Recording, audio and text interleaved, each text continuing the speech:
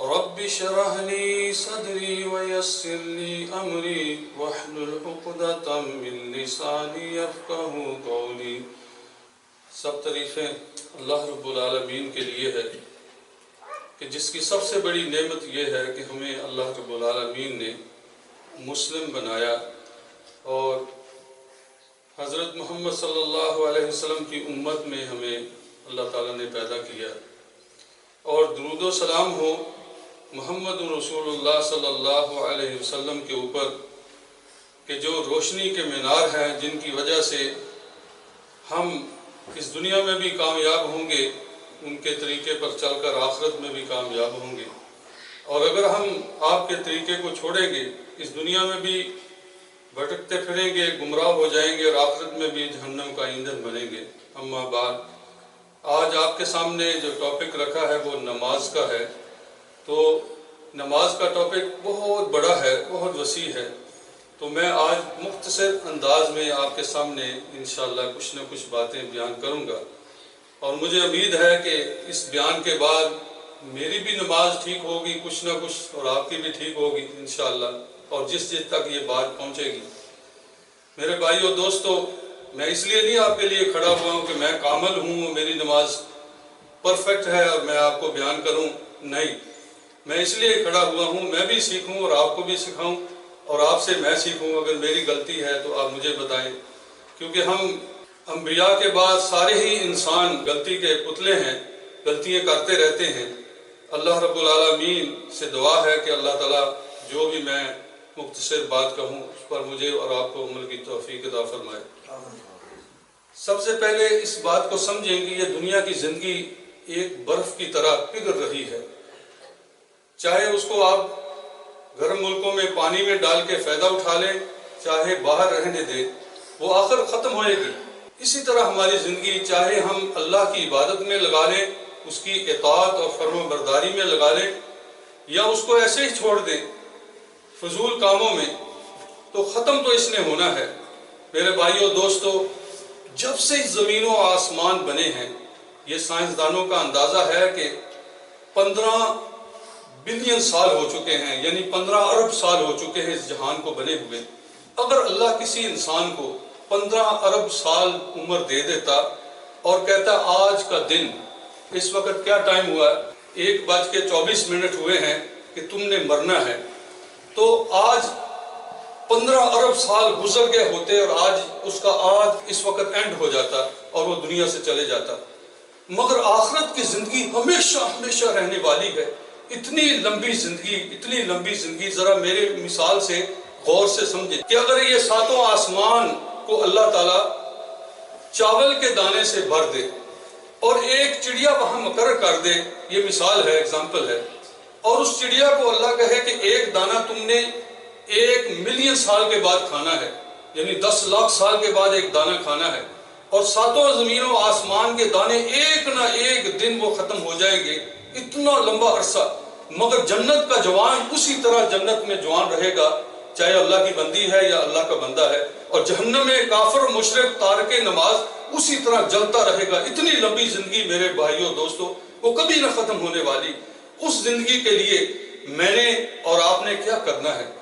سب سے پہلے ضروری چیز توحید کے بعد، ایمان کے بعد، وہ نماز ہے، اور نماز ایک قسم کی پریکٹیکل توحید ہی ہے کہ ہم نماز میں اللہ ہی سے مانگتے ہیں، اس کو اکیلا مانتے ہیں اور اس سے عہد کرتے ہیں، ایاک نعبد و ایاک نستعین، اے اللہ ہم تیری ہی عبادت کرتے ہیں اور تجھی سے مدد مانگتے ہیں۔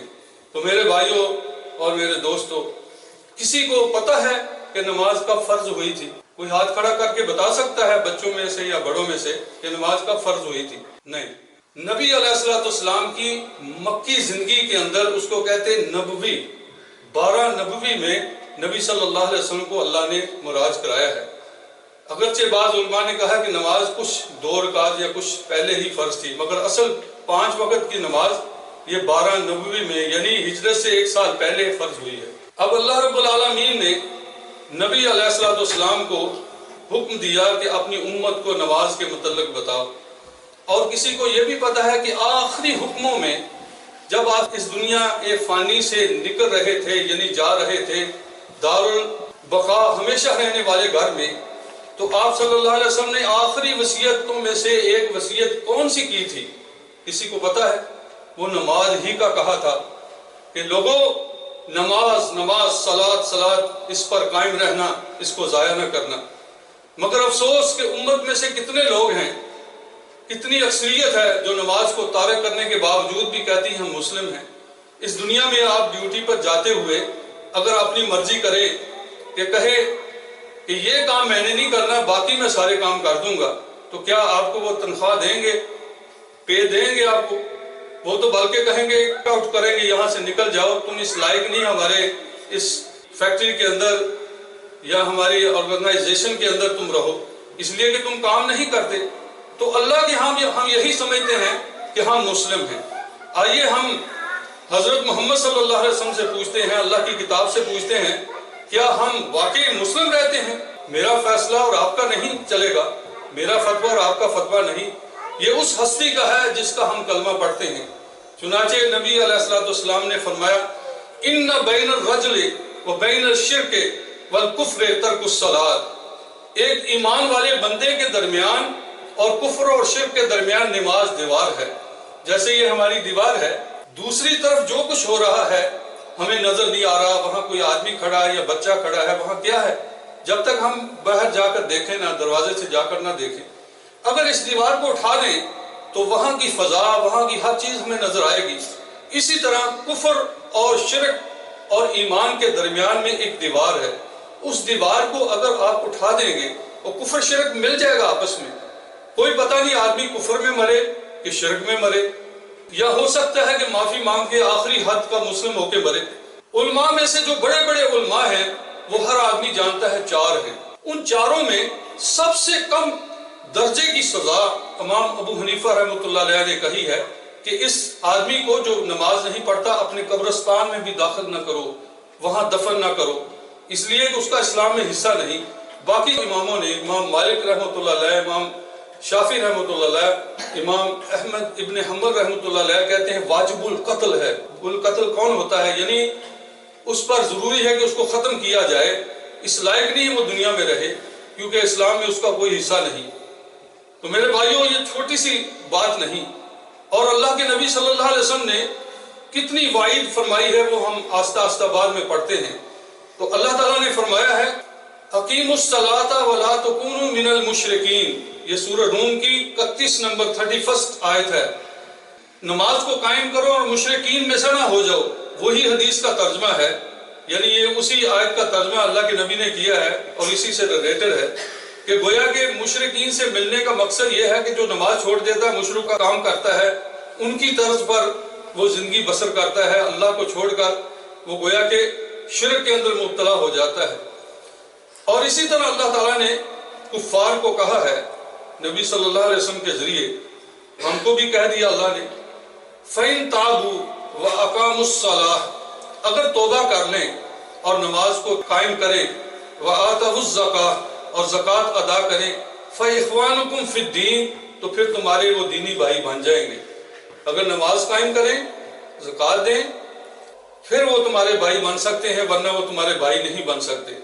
تو اس کا مقصد یہ ہے کہ جو نماز نہیں پڑھتا اس کو بھائی نہیں کہنا چاہیے، قرآن کی روح سے، میرا فتویٰ اور آپ کا فتویٰ نہیں، وہ ہمارا حقیقی بھائی نہیں، چاہے ہماری ماں ایک ہو اور یا ہمارا کلمہ گو، تو وہ ہمارا بھائی نہیں ہو سکتا اس وقت تک۔ اس لیے ہمیں اس کو ڈرانا چاہیے کہ تم جہنم کی آگ سے بچ جاؤ، اگر تم اسی حال میں مر گئے تو میں تو کم سے کم اس کا جنازہ نہیں پڑھوں گا۔ میں ایک ملک میں گیا تو وہاں ایک آدمی فوت ہو گیا، تو مجھے وہ دیکھا انہوں نے کہ یہ باشری آدمی ہے، اس کو کہیں جنازہ پڑھائیں۔ تو میں نے سب سے پہلے سوال کیا کہ یہ شخص جو مرا ہے نماز 5 وقت پڑھتا تھا؟ کہتے نہیں۔ تو میں نے ان کو کیا کہا، سوری میں اس کا نماز جنازہ نہیں پڑھا سکتا۔ تو کہنے لگے کیا اس کا جنازہ نہیں ہوگا؟ میں نے کہا میں نے نہیں، سارے بڑے بڑے علماء نے کہا ہے، اس بات کی نافرمانی میں نہیں کر سکتا۔ تو اس کی وجہ سے 3-4 آدمی ڈر کے نمازی بن گئے، کہنے لگے جو بے نمازی ہوتا اس کا تو جنازہ بھی نہیں ہوتا۔ لوگوں کے دلوں میں جب یہ پیدا ہو جائے تو میرے بھائیوں ڈریں گے۔ جب علماء ایسی باتیں کریں کہ نہیں کوئی بات نہیں، ہماری بیعت کر لو، انہیں دو کچھ یعنی شرینی شکرانہ دے دو تو تمہاری بخشش ہو جائے گی، یہ یہود و نصارہ کی طرح کہ اپنے پادری کو کچھ رشوت دیتے ہیں کہ ہمارے گناہوں کو بخش دے۔ اور اللہ کے ہاں تو یہ بات نہیں۔ آپ صلی اللہ علیہ وسلم کی صحیح حدیث ہر آدمی کو پتہ ہونا چاہیے کہ بیٹی کو بھی کہہ دیا تھا، اے فاطمہ بنت محمد کی بیٹی صلی اللہ علیہ وسلم سن لے، میں قیامت کے دن تیرے کام نہیں آ سکتا جب تک تیرے عمل اچھے نہ ہوں گے۔ اے میری پھوپھی، اگر تمہارے عمل نہیں اچھے ہوں گے تو اللہ کے ہاں میں کامیاب تمہیں نہیں کرا سکتا اور سفارش نہیں کرا سکتا۔ تو اللہ کے نبی نے اپنی بیٹی اور پھوپھی کو بھی کہہ دیا، تو ہم کیا ہے کہ ہم جو چاہے کریں اور ہم مسلم کے مسلم ہیں۔ میرے بھائیو اور دوستو، اس کے بعد ہمیں اس بات کا فکر ہونا چاہیے کل قیامت کے دن ہم میں سے جتنے ہیں چھوٹے بڑے سب حاضر ہوں گے، میں بھی اللہ کے دربار میں حاضر ہونے والا ہوں۔ کیا ہمیں کبھی خوف آتا ہے کہ ہم اللہ کے سامنے ایک دن جانے والے ہیں؟ اور اللہ نے فرمایا وَلِمَنْ خَافَ مَقَامَ رَبِّهِ جَنَّتَانِ، جو اللہ کے سامنے کھڑے ہونے سے ڈر گیا کہ میں اللہ کے سامنے کھڑا ہونا ہے تو لازم وہ اپنے عمل بھی اچھے کرے گا، تو اس کے لیے 2 جنتیں ہوں گی، ایک نہیں 2 جنتیں، اور دونوں سونے کی جنتیں ہوں گی۔ تو کیا ہمیں کبھی اس کا فکر ہوا ہے کہ نبی علیہ السلام نے فرمایا ہے اِنَّ أَوَّلَ مَا يُحَاسَبُهُ النَّاسُ، سب سے پہلے جو لوگوں سے چیز پوچھی جائے گی، حساب کیا جائے گا یوم القیامہ، قیامت کے دن، من عملہم، ان کے اعمال سے، الصلاۃ، نماز۔ اگر نماز اچھی نکل آئی تو باقی اعمال بھی اچھے نکل آئیں گے، اگر اس میں کوئی کوتاہی ہوئی تو باقی اعمال بھی ضائع جائیں گے۔ اسی طرح ترمذی کے اندر صحیح حدیث ہے، یہ ابو داؤد کی حدیث میں نے بیان کی اور یہ صحیح حدیث ہے۔ آپ نے فرمایا کہ میری امت میں 60 سال لوگوں نے نماز پڑھی ہوگی، ایک بھی قبول نہیں ہوگی۔ افسوس اس پر نہیں جس نے نماز نہیں پڑھی، افسوس اس پر ہے کہ اس نے نماز پڑھی ہے مگر قبول ایک نہیں۔ وہ آگے اس کے بعد بیان ہوگا کہ کیا وجہ ہے کہ نماز قبول نہیں۔ اس کے ساتھ ساتھ میرے بھائیو،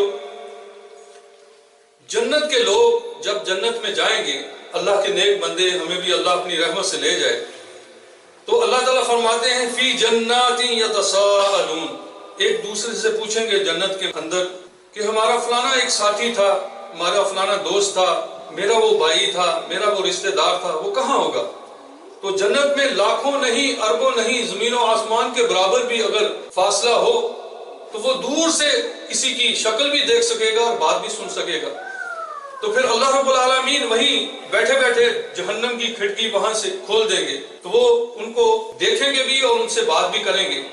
وہ کیا کہیں گے ان جہنمیوں کو؟ ما سلککم فی سقر، کس چیز نے تمہیں جہنم کی آگ میں ڈال دیا؟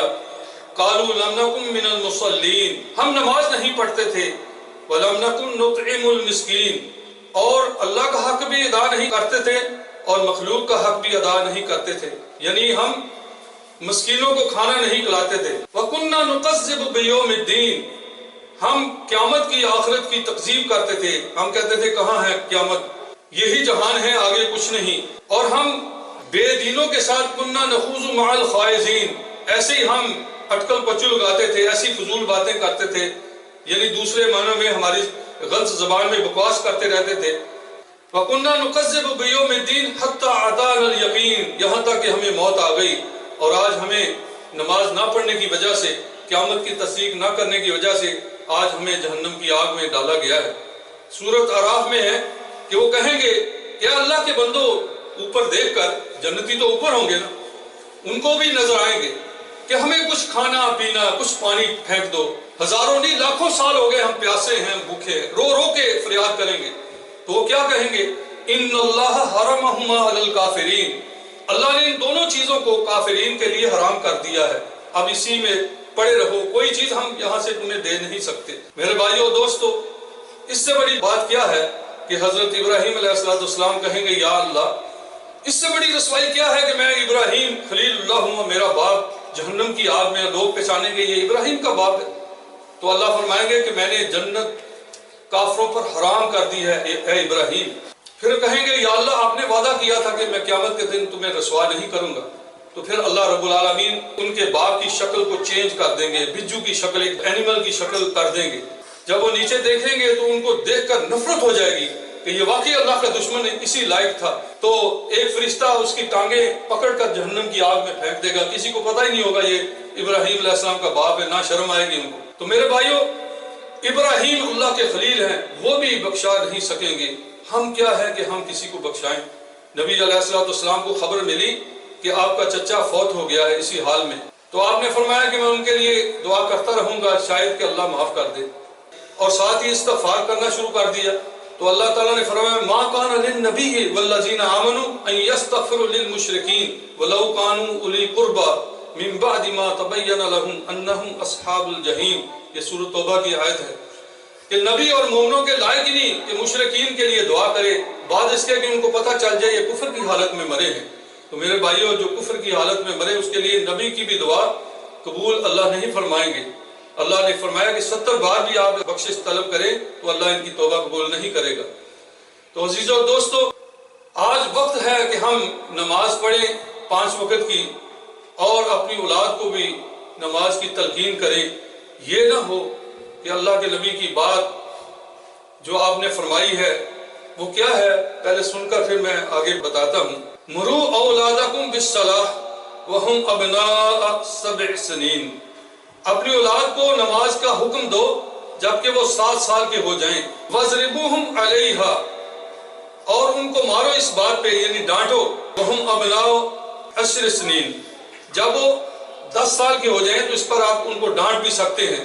اس کا یہ معنی نہیں کہ اتنا مارے کہ وہ زخمی ہو جائے، تھوڑی بہت جو ڈانٹ ہے ہم عام کاموں میں بھی ان کو دیتے ہیں، تو اس وقت ضروری ہو جاتا ہے۔ اب یہ کتنا عرصہ ہے، 7 سال سے لے کر 10 سال، اگر ہم پوائنٹ کریں تو یہ 5470 ٹائم بنتا ہے۔ یعنی اگر ہم نے ان کو نہیں کہا تو سمجھو کہ 5470 دفعہ ہم نے ان کو نہیں کہا۔ اس کے بعد جب بڑے ہو جاتے ہیں پھر امام صاحب کے پاس آتے ہیں، امام صاحب کوئی ایسا کام کریں کہ میرا بچہ نمازی بن جائے، کوئی ایسی چیز دیں میرا بچہ دین کی طرف آ جائیں۔ میرے بھائیوں، اللہ کے نبی کی بات پر عمل نہ کرنے کی وجہ سے اب امام صاحب کچھ نہیں کر سکتے۔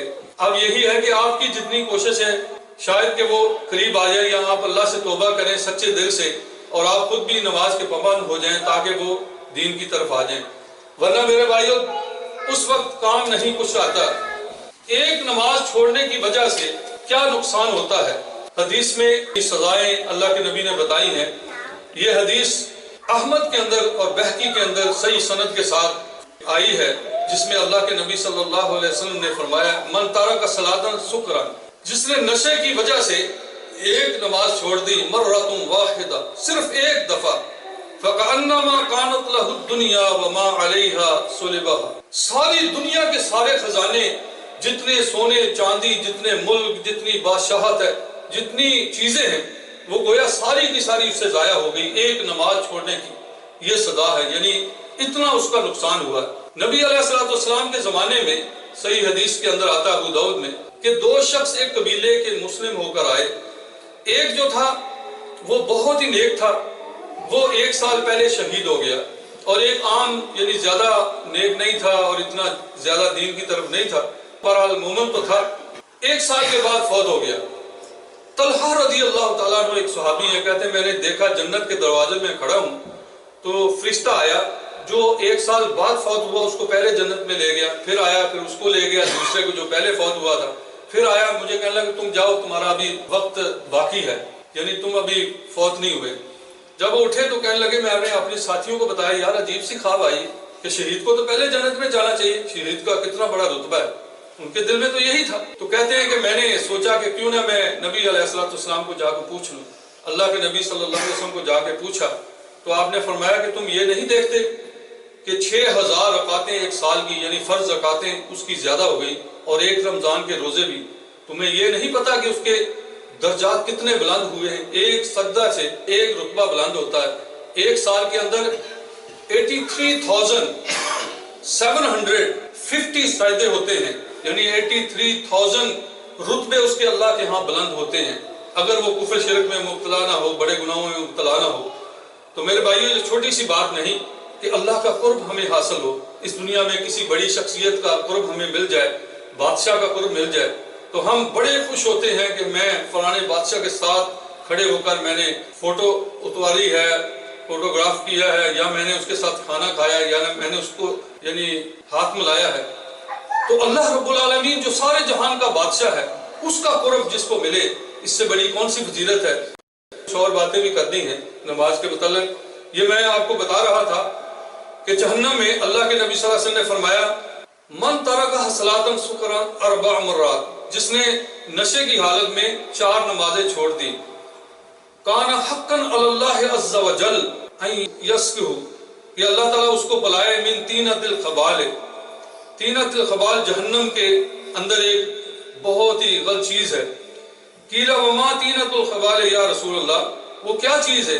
قال اسارۃ اہل جہنم، جہنمیوں کا لہو اور پیپ جو ان کے جسم سے نکلے گی، ان کے زخموں سے نکل کر ایک تالاب میں جمع ہوگی، اتنا بڑا تالاب ہوگا جس کا کوئی اندازہ نہیں لگا سکتا۔ اللہ کے نبی صلی اللہ علیہ وسلم کی ایک دوسری حدیث ہے کہ اگر وہاں سے ایک ڈول اس دنیا کے سمندر میں ڈال دیا جائے تو سارے جہان کے اندر بدبو ہی بدبو پھیل جائے جس سے انسان مر جائے، اتنی سخت بدبو والا طینۃ الخبال ہے، وہ اللہ تعالیٰ اس کو پلائیں گے۔ تو اس سے اللہ کی پناہ کہ نماز آدمی جان بوجھ کے چھوڑ لے یا نشے کی حالت میں۔ کچھ لوگ ایسے بھی ہیں جو نماز تو پڑھتے ہیں پر نماز کے اندر خشوع نہیں ہوتا۔ خشوع کیا چیز ہے؟ اللہ تعالیٰ نے قرآن مجید میں فرمایا کہ نماز یہ بھاری ہے، الا علی الخاشعین، مگر خشوع کرنے والوں کے اوپر بھاری نہیں۔ وہ خشوع کیا چیز ہے؟ یہ دل کا ایک فعل ہے کہ دل کے اندر بندہ عاجزی سے اللہ کے سامنے کھڑا ہو، اس کی عظمت، اس کی بڑائی اور کبریائی دل کے اندر رکھ کے پڑھے۔ صحیح بخاری میں آتا ہے کہ ایک دفعہ نبی علیہ الصلوۃ والسلام بیٹھے ہوئے تھے، اچانک ایک آدمی آیا، اس نے کونے میں کھڑے ہو کر نماز پڑھی اور اللہ کے نبی صلی اللہ علیہ وسلم کے پاس آ کے سلام کہی، اور آپ نے فرمایا وعلیکم السلام، ارجی فصلی فإنک لم تصلی، لوٹ جا نماز پڑھ، بے شک تو نے نماز نہیں پڑھی۔ پھر اس نے ایسے کیا، تیسری دفعہ کے بعد کہنے لگا میں تو ایسی ہی نماز جانتا ہوں، آپ مجھے سکھائیے۔ اللہ کے نبی صلی اللہ علیہ وسلم نے گویا بتا دیا کہ اگر جلدی جلدی کوئی پڑھتا ہے تو وہ نماز نہیں۔ آج ہم دیکھتے ہیں کہ وضو کیا ہوا ہوتا ہے اور کف اوپر کیے ہوتے ہیں، اور اسی طرح وہ نماز میں کھڑا ہو جاتا ہے، رومال منہ میں صفائی کرتا ہے، پھر اپنا یہ کر رہا ہے وہ کر رہا ہے، پوری ایکٹنگ نماز میں کر رہا ہے۔ یہ چیزیں جو ہیں یہ اس خشوع کے خلاف ہے جس کا اللہ تعالیٰ نے فرمایا خذوا زینتکم عند کل مسجد، ہر نماز کے ٹائم زینت پکڑو، یعنی زینت سے نماز میں کھڑے ہو، اچھا لباس پہن کر اچھے طریقے سے کھڑے ہو۔ ایک بہت بڑے عالم ہیں، جب وہ رات کو اٹھتے تو اچھی طرح کنگھی کرتے اور تیل لگاتے اور اچھی طرح لباس پہنتے، اور ایک دن بیوی نے پوچھا آپ کہاں جا رہے ہیں؟ کہنے اللہ کے دربار میں جا رہا ہوں۔ کسی بڑے کے پاس جب جاتے ہیں تو ایسے تو نہیں چلے جاتے، میں تو احکم الحاکمین کے سامنے کھڑا ہونا ہے۔ تو ہم جو ایسی نماز میں کھڑے ہو جاتے ہیں، تو نماز میں خشوع جو ہے فرض ہے، ضروری ہے، دھیان کے ساتھ نماز پڑھیں۔ بعض لوگ نماز میں کھڑے ہوتے ہیں تو وہ سامنے دیکھ رہے ہوتے ہیں، کبھی ادھر ادھر دیکھتے ہیں، ایسے بالکل نہیں کرنا چاہیے۔ صحیح حدیث میں آتا ہے کہ تم اوپر نگاہ بھی نہ اٹھاؤ، ایسا نہ ہو تمہاری آنکھیں اچک لی جائے، یعنی تمہاری آنکھیں اللہ تعالیٰ سلب کر لے۔ اسی طرح آپ صلی اللہ علیہ وسلم نے فرمایا جانتے ہو سب سے بڑا چور کون ہے؟ لوگ بڑے حیران ہوئے اور کہنے لگے یا رسول اللہ اس کا تو ہمیں علم نہیں۔ فرمایا جو نماز میں چوری کرے۔ پھر وہ بڑے حیران ہوئے کہ نماز کی بھی چوری ہوتی؟ فرمایا ہاں، رکوع اور سجود صحیح طرح نہ کرے، آنکھوں کا دھیان سیدھی طرح نہ رکھے، ہاتھ صحیح طریقے سے نہ باندھے، وہ میں مختصر انداز میں بعد میں کرتا ہوں۔ اس طرح اگر نہیں کرے گا، یعنی اچھی طرح پڑھے گا تو وہ نماز قبول ہوگی، اور اگر ایسے کرے گا تو گویا کہ وہ نماز کا چور ہے۔ اور ہم نے دیکھا نماز میں لوگ پڑھ رہے ہوتے ہیں تو ادھر ادھر دیکھ رہے ہوتے ہیں، ایسی نماز جو ہے اللہ کے ہاں قبول نہیں ہوتی۔ اور اس لیے آپ نے فرمایا جو میں نے کہا تھا 60 سال نماز پڑھی ہوگی، ایک بھی نماز قبول نہیں، بڑے افسوس کی بات ہے۔ اس کی بیسک وجہ آج ہم ڈھونڈتے ہیں وہ کیا ہے؟ بیسک وجہ یہ ہے کہ ایک تو ہم مسائل جو ہیں اس کے نہیں جانتے، نماز کے طریقے نہیں جانتے، دوسرا نماز کا ترجمہ وہ ہمارے لیے بہت ضروری ہے۔ اگر ہم نماز کا ترجمہ نہیں جانیں گے تو ہمیں خاک پتہ ہوگا کہ ہم اللہ سے کیا مانگ رہے ہیں کیا نہیں مانگ رہے۔ تو اس لیے ضروری ہے کہ ہم نماز کا ترجمہ سیکھیں کم سے کم اپنی زندگی میں۔ یہ اتنا مشکل تو نہیں کہ آدمی کہے کہ یہ تو سارا قرآن ہے اس کا ترجمہ سیکھنا پڑے گا، یہ تو مختصر ہے، آپ 1 مہینہ میں 2 مہینہ میں سیکھ سکتے ہیں۔ تھوڑے تھوڑے الفاظ کو آپ یاد کریں، پھر جب آپ کھڑے ہوں گے تو آپ کو پتہ چلے گا کہ میں کیا پڑھ رہا ہوں۔ اس لیے ہماری امت مسلمہ عورت ہو یا مرد ہو شرک کرتے ہیں کہ نماز کا ترجمے کا نہیں پتہ۔ اگر واقعی ہمیں نماز کا پتہ چل جائے کہ نماز ہمیں کیا سکھاتی ہے، تو ہم نماز میں اللہ کی تعریف میں یہ بھی کہتے ہیں ایاک نعبد و ایاک نستعین، ہم صرف اور صرف تیری ہی عبادت کرتے ہیں اور صرف تجھی سے مدد مانگتے ہیں، یعنی تیرے علاوہ کوئی نہیں جس کے سامنے ہم جھکتے ہیں۔ اور پھر جب کہتا ہے سمیع اللہ لمن حمیدہ، اس کا کیا معنی ہے کہ سن لیا اس اللہ نے جس نے اس کی تعریف کی، یعنی اس انسان کی جس نے اس کی تعریف کی ہے، اس اللہ نے اس کی بات کو سن لیا۔ اور جب سجدے میں ہم جاتے ہیں تو اللہ کے نبی صلی اللہ علیہ وسلم نے ہمیں فرمایا کہ وہاں کثرت سے تم دعائیں کرا کرو، نبی علیہ السلام کثرت سے وہاں دعائیں کیا کرتے تھے۔ اسی طرح ہم اتحیات پڑھتے ہیں تو اس میں کیا شہادت دیتے ہیں، اگر ہمیں ترجمے کا پتہ ہو تو ہم توحید سے پھر نہیں سکتے۔ اتحیات للہ والصلوات والطیبات، ساری قولی فعلی بدنی ساری عبادتیں صرف اللہ کے لیے ہیں، کسی اور کے لیے نہیں۔ تو جب ہم نماز کو صحیح طریقے سے پڑھیں گے تو انشاءاللہ نماز ہمیں توحید سکھائے گی، اللہ سے تعلق جڑائے گی۔ تو آئیے پہلے خشوع کی بات کرتے ہیں، پھر تھوڑا سا نماز کے کچھ مسائل ہیں وہ جلدی ختم کرتے ہیں۔ نبی علیہ السلام نے فرمایا ہے خمس صلوات افترضہن اللہ عز وجل، 5 نمازیں اللہ رب العالمین بزرگی والے اللہ نے ہم پر فرض کی ہے۔ من احسن وضوءہن، جس نے اس کے وضو کو اچھی طرح کیا۔ وضو کے اندر بھی 2 گڑبڑ ہیں، ایک اس طرف انتہا ہے، ایک اس طرف انتہا ہے۔ آپ دیکھیں میں ایک دفعہ کھڑا ہوں ایک جگہ پر، میرا خیال اس آدمی نے 5-10 منٹ نہ ایک وضو پر لگا دیے، پانی لیا، پہلے منہ کو ایسے کرتا رہا، مسلسل کرتا رہنا کافی دیر تک، اس کے بعد ہاتھ کو لیا اور مسلسل کر رہا ہے، لے رہا ہے۔ اور یہ اللہ کے نبی صلی اللہ علیہ وسلم نے 1400 سال پہلے بتا دیا ایک زمانہ آئے گا لوگ وضو میں مبالغہ کریں گے، ایگزیجوریشن کریں گے، حد سے زیادہ بڑھیں گے، یہ وصفہ شیطان کا ہے، اور کچھ جلدی کرتے ہیں، دونوں انتہا ہے۔ اچھی طرح وضو کا معنی یہ ہے کہ نہ زیادہ ٹائم لگایا اور نہ ہی مختصر کہ جلدی سے کرے، اس کی چیزیں سوکھی رہ گی، ایک بار سوکھا رہ گیا تو وضو نہیں ہوگا، اس کی نماز قبول نہیں ہوگی۔ آپ صلی اللہ علیہ وسلم نے دیکھا پیچھے کھڑے ہیں اور ایک آدمی ادھر منہ کر کے وضو کر رہا ہے، جب اس نے ایڑیاں دھوئی ہیں اور اس کی ایڑی سوکھی رہی، فرمایا ویل للعقاب، ان ایڑیوں کے لیے جہنم کی آگ ہے جو خشک رہ گئی ہیں۔ اتنی ڈانٹ دی اور اس آدمی کو ڈر پیدا ہو گیا، یعنی چھوٹی سی چیز سے ساری نماز ہی قبول نہیں ہوگی، اچھی طرح وضو کرے۔ فرمایا وصلہن لوقتہن، اور وقت پر نماز پڑھے، یہ نہ ہو کہ نماز کا وقت گزر جائے، اول وقت سب سے بہتر ہے۔ آپ صلی اللہ علیہ وسلم نے فرمایا منافق کی نماز یہ ہے کہ وہ بیٹھا رہتا ہے، جب سورج غروب ہونے کو آتا ہے اس وقت وہ 4 ٹھونگے مارتا ہے، اور آپ نے اسی طرح مثال دی جیسے مرغا ایسے کرتا ہے، فرمایا اس طرح وہ پڑھ کے فارغ ہو جاتا ہے، یہ منافق کی نماز ہے۔ اور صبح کی نماز اور عشاء کی نماز منافقوں کے اوپر بہت بھاری ہوتی ہے، تو میرے بھائیوں وقت کے اوپر نماز پڑھنا۔ پھر فرمایا وَأَتَمَّ رَكُوعَهُنَّ وَخُشُوعَهُنَّ، اس کا رکوع اور اس کا خشوع اچھی طرح کرے، رکوع کر کے آدمی ایک دم نہ کھڑا ہو، اور اگر جماعت میں ہو تو جب تک امام نہ اٹھے، بار بار یہ بات کہی جاتی ہے کہ جب تک امام نہ اٹھے اس وقت تک نہیں اٹھنا چاہیے۔ امام کا معنی ہے آگے پیش، امام کو کہتے ہیں پہلے کرنے والا۔ امام جب کھڑا ہو جائے تو پھر آپ اٹھیں، آپ ساتھ نہیں کر سکتے، اگر ساتھ کریں تو وعید کیا ہے؟ مسلم کی صحیح حدیث میں آتا ہے کہ اس بات سے ڈرو تمہاری شکل اللہ گدھے کی بنا دے، ڈونکی کی شکل تمہاری نہ بنا دے۔ تو اس لیے اللہ کے نبی کی اس وعید سے ہمیں چاہیے کہ ہم امام کے پیچھے امام جب تک سجدہ میں نہ جائے ہم نہیں جا سکتے۔ تو فرمایا کہ اس کا رکوع بھی اچھی طرح کرے، اور کچھ دیکھا آپ نے رکوع، میں انگلی سے سمجھا سکتا ہوں کیونکہ کھڑا نہیں ہو سکتا، ایسے ہوتا ہے، یا کئی آدمیوں کا بالکل ہی نیچے بینڈ ہوتا ہے۔ اس کے بعد جب آپ کھڑے ہوں تو تھوڑی دیر کے لیے آپ کھڑے ہوں اور اس جگہ آپ قیام کریں، قوما کریں، قوما کا میں نے چھوٹا سا کھڑا ہونا ہے۔ اس کے بعد جب آپ سجدے کے اندر جاتے ہیں تو آپ کی ہتھیلیاں بالکل سیدھی ہونی چاہیے قبلے کی طرف، پاؤں پیچھے سے بالکل ملے ہونے چاہیے اور قبلے کی طرف ہونے چاہیے۔ اور فرمایا اقرب ما یکون العبد من ربہ وہو ساجد، سب سے قریب بندہ اللہ کے سجدہ کی حالت میں ہوتا ہے۔ فاجتہدوا فیہ الدعاء، اس میں کثرت سے دعا پڑھا کرو، جوہد کے ساتھ، محنت کے ساتھ، کثیر تعداد پہ دعائیں کیا کرو۔ اللہ کے نبی صلی اللہ علیہ وسلم اپنے گھر کے اندر لمبی دعائیں کرتے تھے، امام کو منع ہے کہ وہ لمبی نہ پڑھائے، پیچھے جو ہے کمزور ہیں، بچے ہیں، ضعیف ہیں، مسافر ہیں، تو آپ صلی اللہ علیہ وسلم لمبی دعائیں کرتے، اللہم اغفر لی ذنبی کلہ دکہ جلہ اول والآخر، یہ دعائیں لمبی آپ پڑھتے تو اللہ کے سب سے قریب بندہ ہوتا ہے۔ اور عائشہ رضی اللہ تعالیٰ عنہ فرماتی ہیں کہ آپ کے سینے سے ہنڈیاں ابلنے کی ایسی آواز آتی تھی، یعنی اللہ کی یاد میں اس قدر آپ کا دل جو ہے اتنی عظمت اللہ کی بڑائی آپ کے سینے مبارک کے اندر ہوتی کہ اس سے آواز آتی. آج ہمارا دھیان ہی نہیں ہوتا. ساری نماز پڑھی, میرا خیال کسی نے دھیان ہی نہیں دیا کہ ہم اللہ کے سامنے کھڑے ہیں. میرے بھائیوں, آپ نے فرمایا جب نماز آدمی پڑھتا ہے سلام کے بعد کسی کو 10 گنا ثواب ملتا ہے, کسی کو 9 کرتے کرتے, کسی کو آدھا, کسی کو کچھ بھی نہیں. تو ایسی نماز سے گزرنا چاہیے کہ ہم نے وقت بھی ضائع کیا, پھر کیوں نہ ہم تھوڑا سا اس کو حسین و جمیل بنائیں. ظاہری ہم نے نماز کو بھی اچھا بنانا ہے اور اندر بھی بنانا ہے.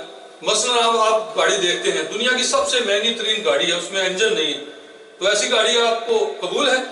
وہ چلے گی نہیں. خوبصورتی کو کیا دیکھنا ہے؟ یا ایک نوجوان سویا ہوا ہے, لیٹا ہوا ہے, اور آپ دیکھتے ہیں کہ وہ لیٹا ہوا, آپ کہتے ہیں آپ کتنا خوبصورت جوان ہے. جب اس کو ہلاتے کہتے وہ یہ تو مر گیا ہے, روح کوئی نہیں.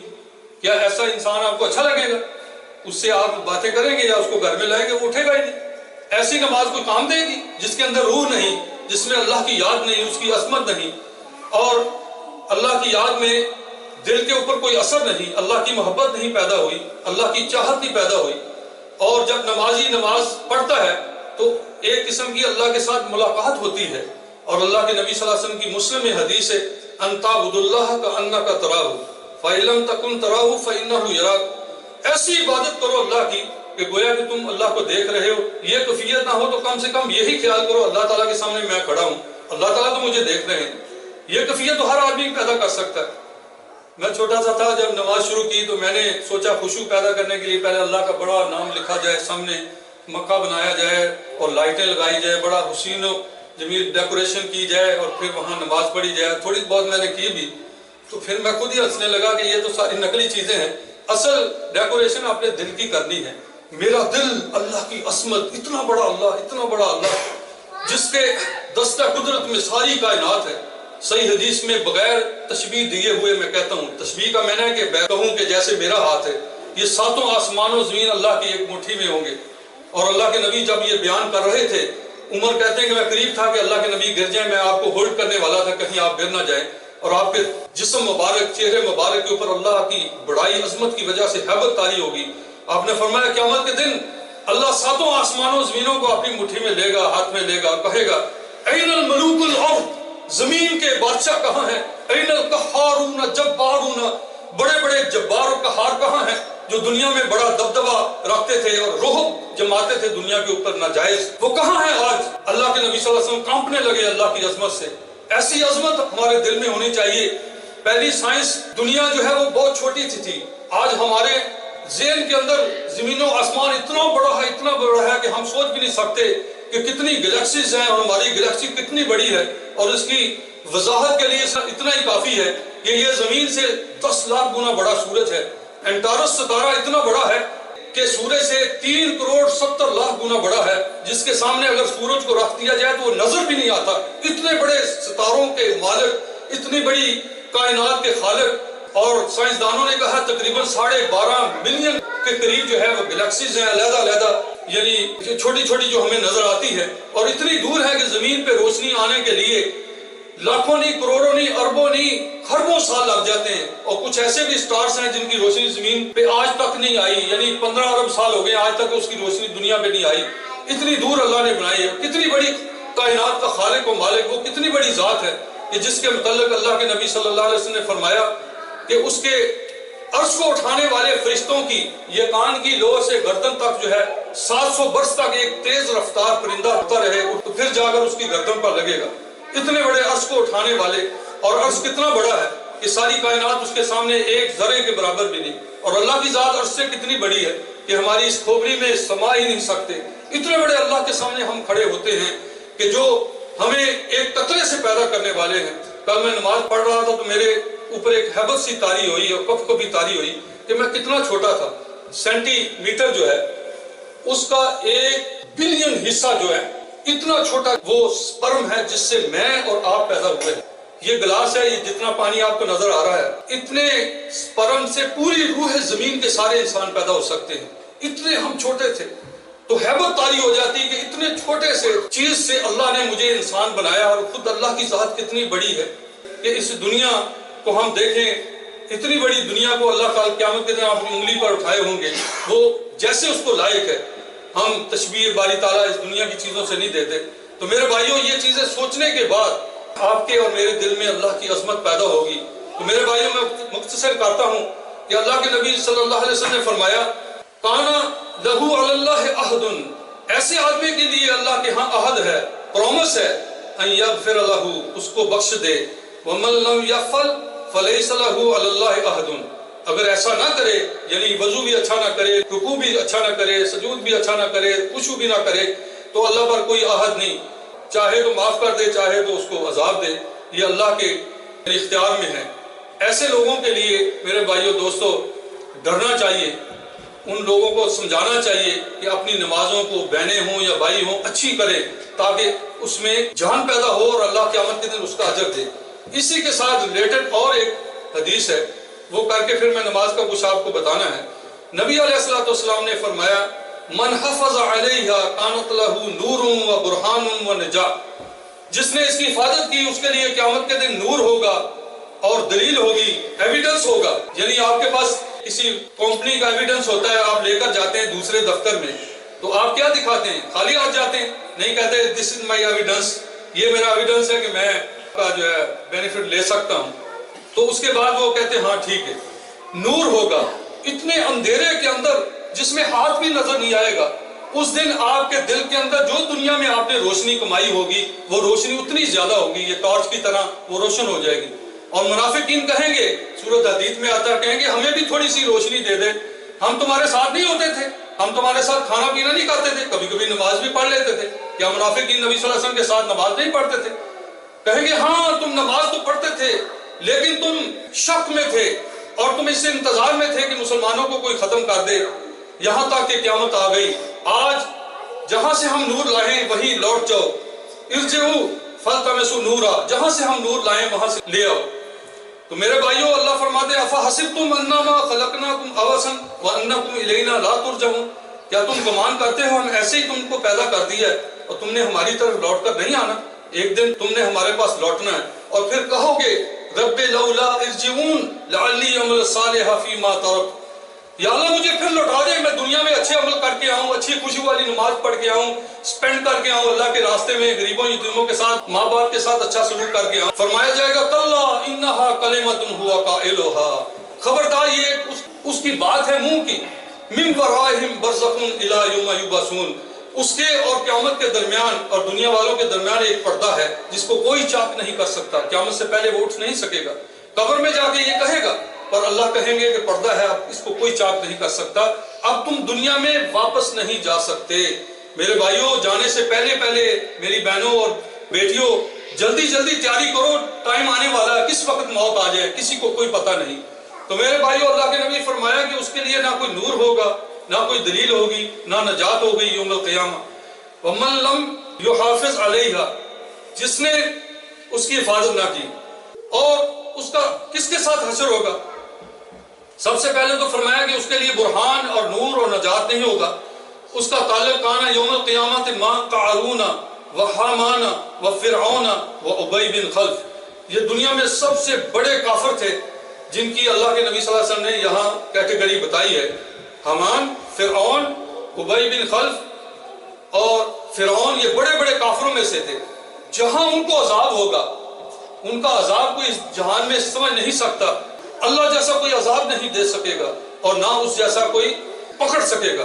صحیح حدیث میں تھوڑے دن ہوئے ہیں، میں نے ایک کتاب میں پڑھا، جب میں نے تحقیق کی تو بے اختیار آنسو نکل آئے کہ اللہ ہمیں جہنم سے بچائے۔ فرمایا اگر جہنمی آدمی 1,00,000 آدمی میں آ جائے، 1,00,000 آدمی میں آ جائے، سارے کے سارے آدمی مر جائیں، میرے بھائیوں یہ دنیا کے سورج کی اگر 12 مربع کیوبک اس دنیا میں آ جائے، یعنی 50 میل کے ایریے میں کوئی جاندار چیز زندہ نہ رہے، اتنی گرمی ہوگی، جو جہنم کی آگ کتنی زیادہ ہوگی، تو اس لیے اس سے بچنا چاہیے۔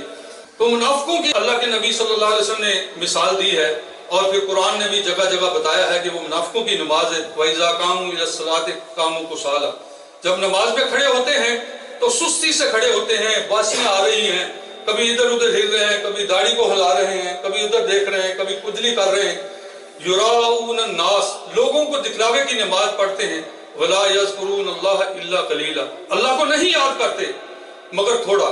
اور نماز کس لیے اللہ نے قائم کی ہے؟ موسیٰ علیہ السلام جب کوہ طور پر گئے ہیں تو اللہ نے کیا فرمایا ہے؟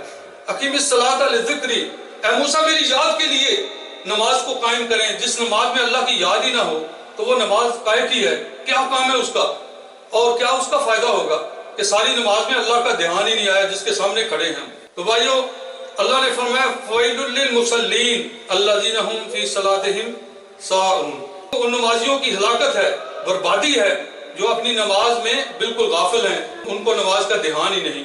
اس لیے نماز کے فرضیت اور اس کا خشوع اور اس کے طریقے سیکھنے چاہیے۔ اب میں آپ کو مختصر انداز میں نماز کے طریقے بتاتا ہوں اور اس کے بعد ختم کرتے ہیں۔ عورتوں اور مردوں میں نماز کا کوئی فرق نہیں سوائے چند چیزوں کے۔ اس کے عورت ہونے کی وجہ سے اس پر پردہ فرض ہے، وہ مسجد میں خوشبو لگا کے نہیں آ سکتی، وہ مسجد میں عام آنا جانا اس کا آدمیوں میں مخلوط یعنی ملنا وہ منع کیا گیا ہے۔ صبح اور شام کی نماز کے اندر اللہ کے نبی نے فرمایا اللہ کی بندیوں کو نماز کی اجازت دیا کرو۔ صحابہ کرام کہتے ہیں کہ ہم اتنی جلدی صبح کی نماز پڑھتے ہیں کہ باہر آنے والے ہم پہچان نہیں سکتے شکلوں سے، اور آج جو ہے سورج نکلنے والا ہوتا ہے آدھا گھنٹہ پہلے نماز پڑھتے ہیں، یہ سنت کے خلاف۔ تو گھر میں بھی وہ جتنا بھی پردے سے پڑھے گی اس کو اجر زیادہ ملے گا، بس اتنا فرق ہے، باقی کوئی فرق نہیں کہ عورت جو ہے اس طرح پڑھے اس طرح کرے، یہ ساری اپنی طرف سے بنائی ہوئی ہے۔ اللہ کے نبی علیہ السلام کی بیویاں تھیں، آپ کی بیویوں نے جو دین ہمیں بتایا ہے اس میں کہیں نہیں آتا کہ انہوں نے کہا اللہ کے نبی صلی اللہ علیہ وسلم نے ایکسٹرا چیزیں ہمیں بتائی سوائے پردے کے، وہ بھی عورت ہونے کی وجہ سے۔ پھر ان پر ایک زمانہ آتا ہے اللہ ان کو معاف کر دیتا ہے، ان پر رحم کرتا ہے، ہم پر معاف نہیں، ہم ہمیشہ پڑھیں گے۔ اور اب جو ہے مردوں کی نماز میں کیا چیزیں ہیں سب سے ضروری؟ جب آدمی بالغ ہو جاتا ہے اس پر غسل فرض ہے کہ وہ پاک ہو، اگر وہ پاک نہیں ہوگا تو اس کی نماز قبول نہیں۔ ہاں اگر بیمار ہے یا اندیشہ ہے بیماری کا، یہ بھی بات یاد رکھیں۔ اب ایسی جگہ ہے جہاں بہت ہی ٹھنڈک ہے اور آپ کو پانی اتنا ٹھنڈا ہے کہ آپ کہیں کہ اگر میں نے اس کا غسل کیا تو میں تو بیمار ہو جاؤں گا، وضو کی بات نہیں غسل کی بات ہے، میں بیمار ہو جاؤں گا۔ اسی طرح ایک صحابی تھے، وہ جنگ کے اندر گئے اور بہت ہی سردی تھی، ہوائیں بہت یخ تھی، تو اس نے تیمم کر کے نماز پڑھ لی۔ ایک نے شکایت کی یا رسول اللہ اس جوان نے ایسے کیا حالانکہ اس پر غسل فرض تھا، تو آپ صلی اللہ علیہ وسلم نے سنا، جب آپ نے فرمایا آپ نے ایسے کیوں کیا، تو اس نے کہا یا رسول اللہ مجھے اندیشہ تھا کہ میں بیمار ہو جاتا ہے اور میں سفر میں ہوں۔ تو آپ صلی اللہ علیہ وسلم کے چہرے مبارک پر مسکراہٹ آئی، یہ بھی دین بن گیا، آپ نے کچھ نہیں کہا۔ یعنی ایسا بھی ہو سکتا ہے جب آپ کا دل فتویٰ دے، جھوٹا نہیں۔ اور اگر آپ بیمار ہیں اور حکیم اور ڈاکٹر کہتا ہے آپ تیمم کریں، چاہے غسل فرض ہو یا وضو، ہر وضو پر، تو آپ کو وہی کرنا چاہیے۔ اس پر آپ کہیں نہیں میرے پہ طاقت ہے اور بعد میں اور بیمار ہو جائیں۔ میں ایک گھر میں گیا، پہاڑوں میں تھا یعنی ایبٹ آباد میں، تو وہ بزرگ جو تھے وہ ہمیشہ وضو کر لیتے تھے، پھر وہ دعائیں کھاتے رہتے تھے، دمہ ہو جاتا تھا ان کو۔ ان کے بیٹے نے مجھے کہا کہ بڑے علماء نے، بڑے ڈاکٹروں نے، حکیموں نے ان کو سمجھایا، کسی کی بات ان کے دماغ میں نہیں آتی۔ مغرب کا ٹائم تھا، مسجد بہت دور تھی، پہاڑی راستہ تھا، ہم نے گھر میں مغرب کی نماز کے بعد میں نے ان کو کہا بڑے میاں آپ نے بیٹھ کے نماز پڑھی؟ کہتے ہاں بیٹا، کیونکہ میں کھڑا نہیں ہو سکتا، اللہ کا حکم ہے، کھڑا ہونے کی طاقت نہیں تو بیٹھ کے نہیں تو لیٹ کے پالو۔ تو میں نے کہا بڑے میاں یہاں آپ نے اللہ کی بات مان لی، وہ تیمم بھی اللہ کا ہی حکم ہے، میرا اور آپ کا کسی ڈاکٹر کا نہیں۔ کہتے بیٹا آج سمجھ آ گئی، ہنسنے لگے، کہنے لگے ایسا مجھے کسی نے سمجھایا نہیں، واقعی میں ایسے سختی کرتا ہوں اپنے اوپر ناجائز۔ میں نے کہا یہاں آپ نے اللہ کا حکم مان لیا تو وہ بھی تو اللہ کا ہی حکم ہے۔ اس کے بعد میرے بھائیو اچھی طرح ہم نے وضو کرنا ہے۔ ہر وضو کے لیے استنجا ضروری نہیں جب تک آپ ٹوائلٹ میں پیشاب کرنے نہ جائیں۔ اس کے بعد آپ نے اچھی طرح وضو کیا ہے، آپ نماز پڑھنے لگے ہیں، تو کم سے کم گھر میں 2 رکعت اس طرح پڑھیں جیسے میں نے کہا۔ سب سے پہلے یہ سوچیں کہ میں اللہ کے سامنے کھڑے ہونے والا ہوں، وہ اللہ جس نے اتنا بڑا آسمان اور زمین، اتنے بڑے سٹارز اور گلیکسیز بنائی ہیں، جس کے اندر کتنے سپر جائنٹ قسم کے سٹار ہیں، کہ اگر ہمارے سورج کے اوپر رکھ دیے جائیں وہ سٹار، تو آپ کو پتا ہے آخری جو سیارہ ہے وہ کون سا ہے؟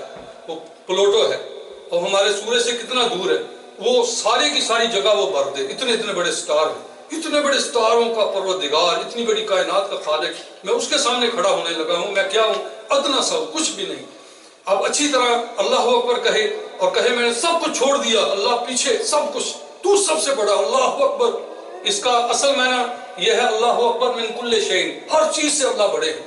پھر میں اس کے سامنے کھڑا ہو گیا، اس کے بعد میں نے بڑے پیار سے میرا محبوب اللہ بن جائے، عصمت بھی اس کی دل کے اندر ہو، اس کی محبت بھی دل کے اندر ہو، اور اس بات کا بھی شوق ہو کہ میں اپنے محبوب اللہ کو دیکھوں۔ جس رب العالمین نے ساری کائنات کو خوبصورت بنایا ہے وہ کتنا حسین ہوگا، وہ حسینوں کا بادشاہ جس نے سارے جہان کو حسن بخشا ہے، اور کیسی کیسی چیزیں آدمی دیکھ کر رو پڑتا ہے، یا اللہ اتنا حسن آپ نے۔ مور کو دیکھ کر آدمی حیران اور پریشان رہ جاتا ہے، کیسا اللہ تعالیٰ نے اس کے اندر خوبصورتیاں بھری ہیں، اور کیا کیا چیزیں اللہ نے جہان میں پیدا کی ہیں۔ اس اللہ کے سامنے میں کھڑا ہونے لگا، اور اس کی محبت میرے دل میں ہونی چاہیے۔ وہ مجھ پر کتنا کریم ہے، مجھے اس نے کتنا خوبصورت بنایا ہے۔ میرا ناک الٹا لگا دیتا تو میں اس کو کہنا تھا اللہ میرا ناک کیوں الٹا لگایا؟ اگر میرا ایک بازو نہ دیتا، ساری دنیا کی ساری دولت لگا کر میرا بازو مل سکتا تھا۔ اگر مجھے وہ دونوں آنکھیں نہ دیتا، ساری دنیا کے اندر کوئی ڈاکٹر، کوئی بادشاہ، کوئی عقل والا، کوئی ماں باپ، کوئی میری آنکھیں دے سکتا تھا؟ میری آنکھیں ساری دنیا کے ہیرے جواہرات سے زیادہ قیمتی اس نے بنائی ہے۔ میرے سارے جسم کا ایک ایک جز اس نے بنایا، مجھے کتنا اچھا بنایا ہے۔ میں اس اللہ کا شکریہ ادا کرنا چاہتا ہوں۔ میں اپنے جبین کو اس کے سامنے رکھوں گا، اللہ اکبر کہہ کر سبحانک اللہم و بحمدک و تبارک اسمک، یہ اچھے انداز سے ترجمے کے ساتھ پڑھے۔ اس کے بعد ساتھ ہی دشمن بھی آ گیا جو ہمارے نمازوں کے اندر وسوسہ ڈالتا ہے۔ ہاتھ کھڑا کرے کوئی بھائی یا منہ سے کہے اس شیطان کا نام کیا ہے جو ہماری نماز میں اسپیشل مقرر ہے۔ ہر ایک جگہ پر ایک ایک مقرر ہوتا ہے نا، یہ فلانے کام میں مقرر ہے، یہ فلانے میں۔ نماز میں بھی ایک شیطان ہے، اس کا نام کیا ہے بتائے کوئی بھائی؟ خنزبن۔ یاد رکھو اللہ اس سے ہمیں بچائے۔ میں تو اسپیشل دعا کیا کرتا ہوں، یا اللہ خنزب سے ہمیں بچا۔ ہماری نمازوں میں ایسی ایسی چیزیں یاد دلائے گا، ساری زندگی کبھی خیال بھی نہیں آئے گا۔ اللہ اکبر، بچپن کی چھوٹی چھوٹی کہانیاں، باتیں، واقعی مجھے بھی آتی، آپ کو بھی آتی۔ ایک صحابی نے شکایت کی، صحیح مسلم میں آتا ہے، اس کہتے ہیں کہ میں نبی صلی اللہ علیہ وسلم کے پاس گیا، یا رسول اللہ ایسے خیال آتے ہیں، یہ کیا وجہ ہے، کیا کروں؟ تو آپ نے فرمایا یہ ایک شیطان ہے جس کو خنزب کہا جاتا ہے، وہ وسوسہ ڈالتا ہے۔ جب بھی تمہیں کسی جگہ پہ بھی وسوسہ شروع ہو جائے تو اعوذ باللہ پڑھو، اعوذ باللہ من الشیطان الرجیم۔ مثلا میں پڑھ رہا ہوں الحمدللہ رب العالمین الرحمن الرحیم، مجھے باتیں یاد آنے لگیں، میں وہیں رک جاؤں، اعوذ باللہ من الشیطان الرجیم 3 دفعہ، تھوک سے نہیں، بس ایسے دھتکارے۔ تو کہتے میں نے چند دن کیا، میرے خیال دور ہو گئے، سجدہ میں ہو، اتحیات میں ہو، جہیں بھی ہو۔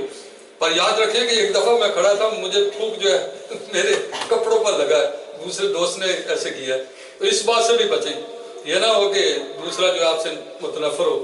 تو یہ بھی دیکھنے میں آیا کہ موبائل کے اوپر جو ہے نا وہ دیکھ رہے ہیں کہ کس کا ٹیکس آیا ہے، سبحان اللہ، اس خالق کا ٹیکس آ رہا ہے، آسمان سے آواز آ رہی، جب آدمی پڑھتا ہے الحمدللہ رب العالمین، اللہ کی طرف سے آواز آتی ہے کہ میرے بندے نے میری تعریف کی۔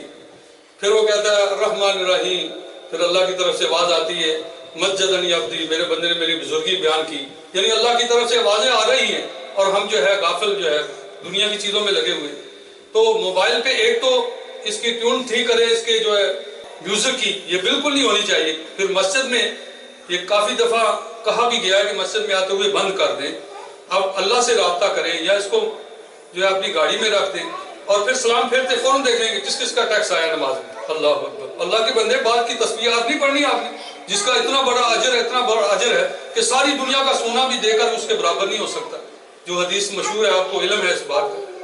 تو بھائیو، اللہ کے نبی صلی اللہ علیہ وسلم کے کہنے پر اس نے ایسے شروع کیا ہے، تو کہتا ہے چند دن کے بعد میری نماز جامد ہوگی، صحیح ہوگی، وسوسے سے دور ہو گئے۔ تو ایک تو خوشو کے لیے یہ چیز ضروری ہے، جب آپ نے اللہ کو پڑھا ہے تو سب سے پہلے اعوذ باللہ، اس کے بعد بسم اللہ تسمیہ، اس کے بعد سورۃ فاتحہ، پھر آپ کوئی بھی سورت پڑھے، کم سے کم سورۃ اخلاص ہی پڑھ لے، اس کے بعد آپ نے رفع دین کرنا ہے۔ پہلے بھی کیا ہے، رکوع کے جاتے ہوئے بھی اور رکوع سے اٹھتے بھی۔ یہ نبی علیہ الصلوۃ والسلام کی سنت ہے، آپ نے ساری زندگی آخری دم تک یہ کیا ہے، یہ کوئی منسوخ نہیں، یہ کوئی ختم نہیں ہوا تھا۔ اور کچھ لوگ کہانیاں بنائے ہوئے ہیں اس کے پیچھے، وہ ایک کہانی چھوٹی سی میں بھی آپ کو بتا دیتا ہوں۔ جب میں نے کسی کو کہا یا آپ کہتے ہیں تو کیا کہتے ہیں؟ کہتے ہیں کہ وہ منافقین وہ بت لے کر آتے تھے بغلوں میں، تو اس لیے اللہ کے نبی نے رکوع کے اندر جو ہے کرایا تاکہ ان کے بت گر جائیں۔ بھائیو دوستو، اپنی عقل سے مانو، کیا مدینے کے اندر لوگ جو بت پوجا کرنے والے تھے وہ اتنا چھوٹا سا بت پوجا کرتے تھے نظر ہی نہ آئے؟ کم سے کم تو وہ ماچس کی ڈبیا جو ہے نا اتنا، وہ پھر تو نظر نہیں آئے گا، تو بت کم سے کم 1 فٹ کا تو ہوگا نا، تو جو لے کر آیا اس کو نظر نہیں آ رہا لوگوں کو۔ جب مسجد کے اندر آ رہے ہیں لوگ دیکھ نہیں رہے بھائی آپ تو بت لے کر آئے نکلو یہاں سے اس کو توڑو، یا اگر آپ نے بت کو لے ہی آئے ہیں اگر آپ نے نہیں گرانا تو آپ لاکھ دفعہ بھی ایسے کریں، جب آپ نے بغل کو بند کر دیا 1000 دفعہ لاکھ دفعہ کرے وہ نہیں گرے گا، اور اگر آپ گرانا ہی ہے تو جب آپ نے پہلی دفعہ اللہ اکبر کہا تھا تو اس وقت ہی گر گیا، یہ تو بات ہی عقل سے بعید ہے۔ پھر صحیح بخاری میں آتا ہے کہ نبی صلی اللہ علیہ وسلم نے فرمایا نماز کے ٹائم پہ اللہ نے معجزتاً مجھے آپ کا پچھلا بھی دکھا دیتا ہے، جو کچھ پیچھے لوگ کھڑے ہیں مجھے ایسے نظر آتا ہے جیسے میں دیکھ رہا ہوں نماز کا، کیونکہ آپ نے امام بننا تھا اور آپ نے لوگوں کو معلم کے طور پر سکھانی تھی، اس لیے اللہ نے نماز کے وقت آپ کو پچھلی چیزیں بھی دکھا دی، تو آپ پہلے دیکھ لیتے فلانے آدمی کے بغل میں جو ہے وہ بت ہے، اور پھر لوگ کہتے ہیں نبی صلی اللہ علیہ وسلم عالم الغیب ہے، تو عالم الغیب کو تو پہلے ہی پتہ ہونا چاہیے کہ بت لے کر آئے اتنے آدمی یہ نکل جائے یہاں سے، پہلے ہی کہہ دیتے عالم الغیب تو اللہ کی ذات ہے، اور یہ ساری باتیں بنی ہوئی ہے بنوٹی ہے۔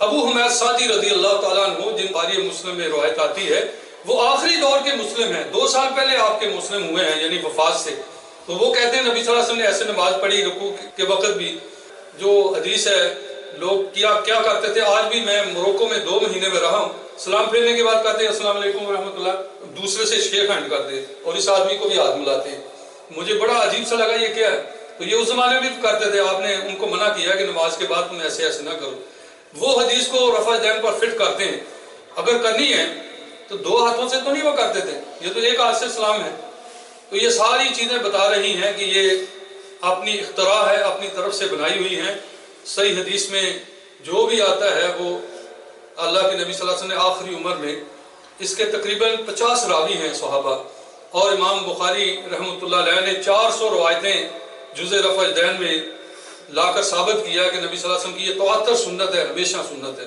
پھر اپنی عقل سے بھی سوچ لیں، روایتاً اور درایتاً، یعنی دلیل سے بھی ایویڈنس سے بھی سوچ لیں کہ 4 امام ہیں امت کے اندر جو بڑے، ویسے تو لاکھوں کی تعداد پہ، ان میں سے 3 اس کے قائل ہیں اور 1 نہیں قائل، تو جہاں 3 اکٹھے ہوں وہ زیادہ اقرب الی الحق ہے یا جس کا 1 ہے؟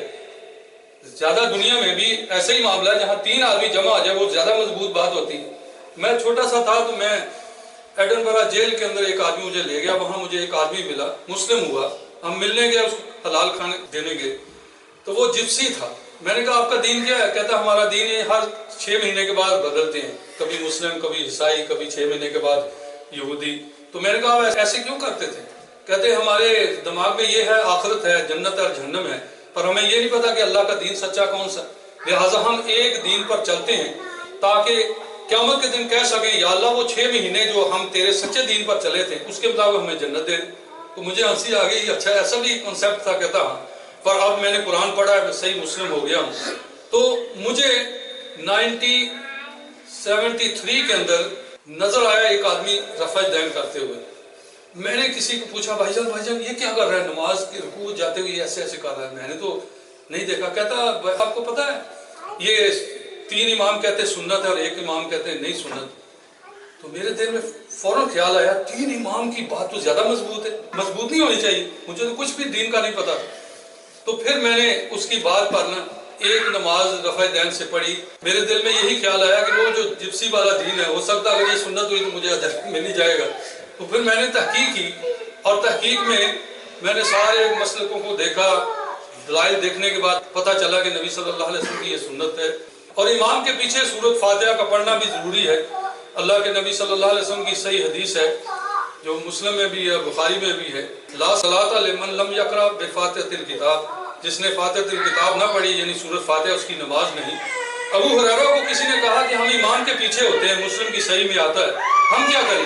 فرمایا اقرأ بنفسک، اپنے دل میں پڑھ، دل کے اندر جو ہے تم اس کے پیچھے پڑھو۔ تو بھائیو دوستو، اس طرح آپ نے نماز پڑھی، اس کے بعد تھوڑی دیر آپ کھڑے ہو گئے، ایک دم نیچے جانا یہ سنت کے خلاف ہے، اور آپ نے جب سجدہ کیا ہے تو وہ پورے ہاتھ گھٹنے اور پاؤں پر ہونا چاہیے۔ اب میں ایک اور بات کرتا ہوں، اس کے بعد تھوڑا سا مختصر کر کے ختم کرتے ہیں۔ کسی آدمی کو اس بات کی خبر ہے کہ اگر ایک انگلی کوئی کسی کی کاٹ دے، اللہ نہ کرے، اسلام کے اندر اس کی سزا کیا ہے، پینلٹی کیا ہے؟ کسی کو پتہ؟ اگر 2 کاٹ دے، 3 کاٹ دے، پورا ہاتھ کاٹ دے، کسی کو پتہ ہے اس بات کا؟ کوئی بتا سکتا ہے؟ نہیں۔ اور پوری گردن کاٹتے پھر کتنے اونٹ دینے چاہیے اس آدمی کو؟ اگر وہ راضی ہو جائے دیت پر، اس کو دیت کہتے ہیں، اگر تو کہیں نہیں ہم اس کو قتل ہی کریں گے پھر قتل کرنا پڑے گا، اگر کہیں ہاں ہم اس سے دیت لے لیں گے، تو کتنے اونٹ ہونے چاہیے؟ 100 اونٹ مقرر کیے اسلام نے کہ اس کو 100 اونٹ ایک آدمی کے بدلے دے، اور ایک انگلی پر کتنے ہیں؟ 10 اونٹ۔ اکیلے ناک پر کتنے اونٹ ہیں کسی کو اس کی بھی خبر ہے؟ 50 اونٹ اکیلے ناک پر ہے، پورے ہاتھ، اتنا بڑا ہاتھ ہے تو اس کے 50 اونٹ ہے، اور اتنے چھوٹے سے جو ایک انگلی کے برابر ہے۔ کس وجہ سے؟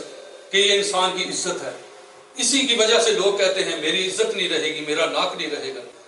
اس ناک کو اللہ کہتے ہیں میرے بندے تم نے میرے سامنے جھکانا ہے کہ اللہ میری سب سے عزت والی چیز تیرے سامنے یہ جھک گئی ہے، اس لیے اللہ سب سے قریب ہو جاتا ہے میرا بندہ جس نے سب سے عزت والی چیز میرے سامنے کر دی، کیوں نہ میں سب سے قریب ہوں۔ فَاكْثِرُوا فِيهِ الدُّعَاء، اس میں کثرت سے دعا کرو۔ اقرب ما يكون العبد من ربه وهو ساجد، سجدے کی حالت میں سب سے قریب بندہ اللہ کی ہو جاتا ہے، اللہ بندے کے قریب ہو جاتا ہے۔ تو میرے بھائیوں وہاں کثرت سے دعا کرنی چاہیے اور اچھی طرح سجدہ، یہ نہ ہو کہ جیسے مرغی کی طرح آدمی نیچے جائے اور فوراً اٹھ جائے۔ اور دیکھا آپ نے کبھی کتنی سپیڈ سے نماز پڑھتے ہیں؟ ایک دن میں لاہور میں بیٹھا ہوا ایک آدمی کو دیکھ رہا تھا، میں نے کہا اچھا میں پوری سپیڈ سے اس کے ساتھ سبحانک اللہ پڑھتا ہوں، یہ کھڑا ہونے لگا اور سورہ فاتحہ بھی پڑھوں گا، دیکھوں گا کہ میری سپیڈ سے کتنی پہلے یہ چلے جائے گا۔ میں نے پوری سپیڈ سے سبحانک اللہ پورا پڑھا، ابھی میں نے بھائیوں بسم اللہ پڑھی تھی وہ رکوع میں چلا گیا، میں اپنا ہاتھ سر کو رکھ لیا، میں نے کہا اللہ اکبر، اس کی کتنی تیز یعنی سپیڈ ہوگی اور یہ کیسے پڑھتا ہوگا۔ سوچتا رہا آخر مجھے حل مل گیا، میں نے کہا اچھا یہ پتہ یہی کرتا ہوگا۔ ثنا، سبحانک اللہ کو کیا کہتے ہیں؟ ثنا۔ اعوذ باللہ کو کیا کہتے ہیں عربی میں؟ تعوذ۔ بسم اللہ کو کیا کہتے ہیں؟ تسمیہ۔ سورت فاتحہ جو پہلی سورت کو فاتحہ کہتے ہیں اور پھر سورت، میں نے کہا یہی کہتا ہوگا، ثنا، تعوذ، بسم اللہ یعنی تسمیہ، سورہ فاتحہ، اللہ اکبر، بس ایسی تیز اتنا ہو سکتا ہے ورنہ تو نہیں۔ میرے بھائیوں کسی آدمی کے سامنے کھڑے ہونے پر آدمی کتنی دیر جھکا رہتا ہے۔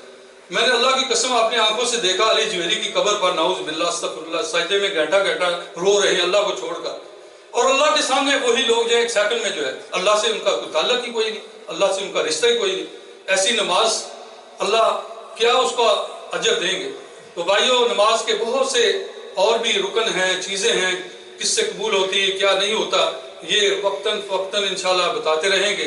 ایک بات میں یعنی ایک مجلس میں یہ پوری باتیں تو بتا نہیں سکتے، بس اتنے جانیں کہ اللہ تعالیٰ فرماتے ہیں اس کے بعد فخلف من بعدہم خلف، ان نیک لوگوں کے بعد بھی جانشین ہوئے، اضاعوا الصلاۃ واتبعوا الشہوات، انہوں نے نماز کو ضائع کر دیا اور شہوات کے پیچھے چلے گئے، فسوف یلقون غیا، عنقریب اپنے انجام بد کو پہنچنے والے ہیں۔ غی ایک جہنم کی وادی کو بھی کہتے ہیں، اس کے اندر ڈالا جائے گا۔ میرے بھائیوں اگر ہم نماز 5 وقت کی پڑھیں گے، خاص کر عورتوں کو اللہ نے تو بڑا آسانی سے کہا ہے اللہ کا حق ادا کریں، خاوند کا حق ادا کریں، 5 وقت کی نماز پڑھیں اور روزے رکھیں، وہ جنت کے جس دروازے سے چاہے جنت میں چلی جائیں۔ وہاں کیا ملے گا ان کو؟ عورتوں کو کیا ملے گا؟ مردوں کو کیا ملے گا؟ جب تک ہمیں خبر نہیں ہوگی نماز میں پکے نہیں ہو سکتے۔ تو میں آخری لمحوں میں 2-4 منٹ میں وہ بتاتا ہوں۔ میرے بھائیوں اس دنیا کے سارے حسن آدم علیہ السلام سے لے کر قیامت تک جتنی بھی حسین عورتیں اور مرد ہوئے ہیں، وہ اگر سارے کا سارا حسن یعنی بیوٹی ایک گلاس میں ڈال دی جائے اور ایک عورت کو کہا جائے یہ سارا تم پی لو، سارا حسن تمہارے اوپر آ جائے گا، کوئی انتہا ہے وہ عورت کتنی خوبصورت ہوگی۔ میرے بھائی سوچو ذرا کتنی خوبصورت ہوگی، ساری جہان کی حضرت حوا سے لے کر قیامت تک کی ساری بیٹیاں، ساری بہنیں، سب کا حسن اس پر آ جائے، کوئی اس کا اندازہ کر سکتا ہے؟ اللہ اکبر۔ سوچو ذرا آدم علیہ السلام سے لے کر قیامت تک جتنے زیورات بنے ہیں آج تک، جو آج ہیں جو بننے والے، وہ سارے کے سارے ایک عورت کو دے دیے جائیں، اس کی کوئی انتہا ہو سکتی؟ آدم علیہ السلام سے لے کر قیامت تک جتنی عورتوں کے لباس ہیں وہ ایک عورت کو سارے کے سارے حسن کے طور پر دیے جائیں۔ اگر یہ ساری چیزیں پہن کر ساری دنیا کے زیورات، ساری دنیا کے حسن و جمال لے کر اس جنت کی عورت کے سامنے آ جائے جو خادم ہوگی، تو یہ کالی سیاہ رات کی طرح لگے گی، وہ اتنی حسین و جمال ہوگی جنت کی عورت۔ اور یہ جو اللہ کی بندی 5 وقت اللہ کے سامنے جھکنے والی، یہ ان حوروں کی سردار ہوگی، ساری حوریں رش کریں گی، کاش ہم بھی دنیا کے اندر پیدا ہوتی، ہمیں بھی یہی رتبہ ملتا، ہمیں بھی یہی حسن و جمال ملتا، مگر حسد نہیں ہوگا وہاں پہ۔ وہ ساری خادمہ ہوگی اس کے تحت پر چلیں گی، یہ ان کی ملکہ ہوگی، یہ بادشاہ ہوگی، یہ قوین ہوگی، وہاں اس کے ہزاروں محلات بنے ہوں گے، یہ میک اپ کا محل ہے، یہ زیورات کا محل ہے، یہ کپڑوں کا محل ہے۔ صحیح حدیث میں اللہ کے نبی صادق المصدوق فرماتے ہیں 70 جوڑے پہنی ہوں گی، آخری جوڑا بھی نظر آئے گا جب وہ چلے گی، کتنا حسن و جمال اس کا ہوگا کہ اگر اس سورج کے سامنے ہاتھ نکال دے، جنت کی حور جو ہے، اس دنیا کے سورج کی روشنی مدم پڑ جائے، اور اگر اس جہان میں آ کر ایک سانس لے لے، ساری دنیا کے اندر خوشبو پھیل جائے، اس کی مہک پھیل جائے۔ میرے بھائیوں، یہ ادنا سی عورت کو ملے گا جو اللہ کی بندی اس دنیا میں اللہ کی فرما بردار ہوگی، 5 وقت اچھی طرح نماز پڑھے گی، خامد کا حق ادا کرے گی، بچوں کو دین سکھائے گی، ماں باپ کی خدمت کرے گی، وہ حوروں کی سردار ہوں گی، اور اس کے نیچے اس کی ایک قسم کی نوکرانیاں ہوں گی جو جنت کی حوریں ہوں گی۔ اب اندازہ کریں کہ کیا کچھ اللہ نے ان بندیوں کے لیے تیار کیا ہے۔ اللہ کے نبی فرماتے ہیں میں نے اپنے نیک بندوں کے لیے، اس میں بندیاں بھی آتی ہیں، وہ چیزیں تیار کی ہے مالا را عین، جو کسی آنکھ نے آج تک نہیں دیکھی، وہ چیزیں بلا سمع اذن، کسی کان نے آج تک وہ چیزیں سنی نہیں۔ کیا کیا چیزیں، کیا کیا حسن و جمال اللہ نے بنایا ہے۔ ولا خطر علی قلب بشر، آج تک کسی بشر کے دل پر اس کا خیال تک نہیں گزرا کہ کیا کیا اللہ نے اس کی عیاشی کا، اس کی حسن و جمال کا، اس کی یعنی تفریح کا سامان اللہ نے بنایا ہوا ہے، اور وہاں ہمیشہ ہمیشہ رہے گی۔ سب سے بڑی خوشی، سب سے بڑی خوشی یہ ہوگی کہ جب اعلان کرنے والا اعلان کرے گا، کھڑا ہو کر فرشتہ اعلان کرے گا، اے جنت کے رہنے والوں ادھر دیکھو یہ کیا چیز ہے، اے جہنم کے رہنے والوں ادھر دیکھو یہ کیا چیز ہے۔ سارے جہنمی دیکھیں گے باہر، سارے جنتی باہر دیکھیں گے، سب کو موت نظر آئے گی ایک مینڈے کی شکل پر، یعنی جیسے ایک شیپ ہوتی ہے۔ وہ کہیں گے یہ تو موت ہے جو ہمیں دنیا میں آئی تھی، فرشتہ اس کو ذبح کر دے گا۔ اتنی خوشی جنت والوں کو ہوگی، اگر اس جہان میں ہوتے تو مر جاتے، یعنی دوبارہ خوشی میں۔ اور جہنم والے اور افسوس میں ہوں گے، ہمیں ابھی کبھی موت نہیں آئے گی، اور وہ جہنم میں روتے رہیں گے، یا اللہ ہمیں موت دے، یا اللہ ہمیں مار دے۔ اور سورہ فرقان میں آتا ہے اللہ فرمائیں گے کہ آج لا تدعوا صبورا واحدا وادعوا صبورا کثیرا، آج ایک موت کو نہیں ہزاروں موتوں کو پکارو، آج تمہیں موت نہیں آئے گی، اسی جہنم میں جلتے رہو۔ پھر روتا رہے گا، کہتا رہے گا اے اللہ پانی دے دے، اے اللہ پانی دے دے، پیاسا ہوں۔ اور آواز آئے گی 500 برس کے بعد، قال اقصوا فیھا ولا تکلمون، پڑے رہو اس جہنم کی آگ میں، خبردار مجھ سے کوئی بات کرے، مجھ سے سوال بھی نہ کرو، اب پڑے رہو اپنی کرتوتوں کی وجہ سے۔ اور جنت والوں کی اس کے بعد جو سب سے بڑی نعمت ہوگی وہ یہ ہوگی کہ اللہ رب العالمین جو سارے حسینوں کا بادشاہ ہے، اس کا حسن جمال دیکھنا نصیب ہوگا۔ اللہ کے نبی خاص اس کے لیے دعا کیا کرتے تھے، وہ نمازی جو نماز میں اس دنیا میں لذت لیتے ہیں ان کو وہ نصیب ہوگا، اس کی رحمت کے پردے جب اٹھائے جائیں گے، اور جنتیوں کو جب اللہ کے حسن جمال نظر آئے گا، جمال کے اندر اتنا ان کو نشہ، اتنا ان کو خوبصورت اور مزہ آئے گا، وہ دیکھتے ہی چلتے جائیں گے۔ اسی لیے اللہ کے نبی دنیا میں کہا کرتے تھے اللہم انی اسألک شوق الی لقائک ولذت النظر الی وجہک، اے اللہ اپنی ملاقات کا شوق عطا فرما اور اپنے دیدار کی لذت عطا فرما۔ آمین یا رب العالمین۔ اللہ رب العالمین مجھے بھی یہ نعمت عطا فرمائے اور آپ کو بھی عطا فرمائے، میں بھی اپنی نمازوں کو ٹھیک کروں، آپ بھی ٹھیک کرو۔ کل قیامت کے دن کوئی کام نہیں آئے گا، نہ ماں نہ باپ نہ بیٹا، کوئی بھی کام نہیں آئے گا، یہ ہمارے عمل کام آئیں گے، یہی ہمارے ساتھی بنیں گے، یہی ہمیں پل صراط سے جلدی نکالیں گے، اور یہی ہمیں جنت میں ہمیشہ ہمیشہ کامیاب کریں گے۔ ورنہ میرے بھائیوں کیا فائدہ مسلم کا کہ نام مسلم کا اور کل جہنم کی آگ میں جانا پڑے، وہاں کوئی سفارش کی نہیں ہوگا، بے یار و مددگار پڑے رہیں گے۔ اللہ رب العالمین مجھے اور آپ کو اور ساری دنیا کے مسلمانوں کو عمل کی توفیق عطا فرمائے، اور ایسی جنت میں ہمیں اللہ لے جائے جہاں ہمیشہ ہمیشہ کی کامیابی ہے۔ وما علینا